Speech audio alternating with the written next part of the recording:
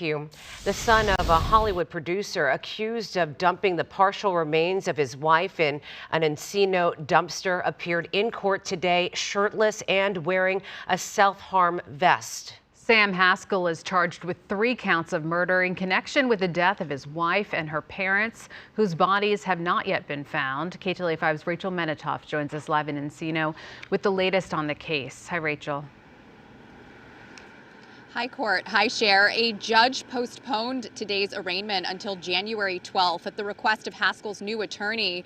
And even though his in-laws remain missing, prosecutors say they still have enough evidence to indicate that he killed them and his wife.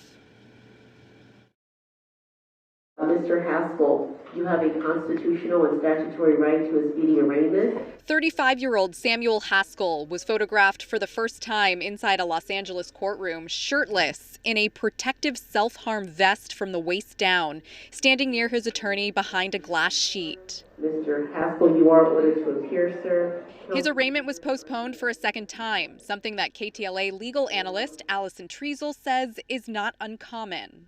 He just got a new attorney, and that attorney rightfully asked for more time to review the documentation. Haskell is charged with murdering his wife, May Haskell, and her parents, who lived with them in their Tarzana home.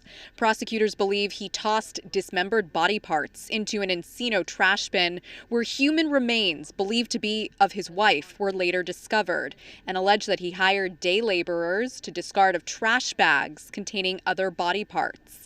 Even though May's parents are still missing, the DA's office telling KTLA there is an extraordinary amount of evidence that he killed his wife and her parents. Treasel says it's not atypical that murder cases proceed without ever discovering the bodies. She says the prosecution will be relying on physical and circumstantial evidence. Detectives did find blood evidence and evidence of dismemberment in the home.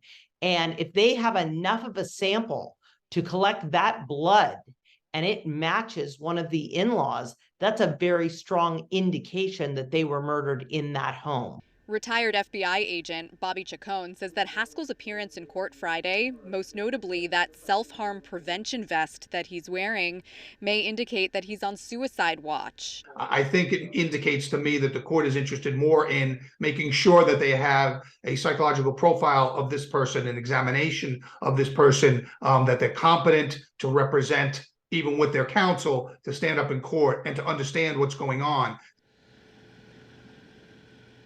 And our legal experts say that because this is such a high-profile case, the defendant's father is a well-known Hollywood producer, it is unlikely to go to trial anytime soon. We're live in Encino. I'm Rachel Menitoff. I'll send it back inside to both of you. Rachel, thank you.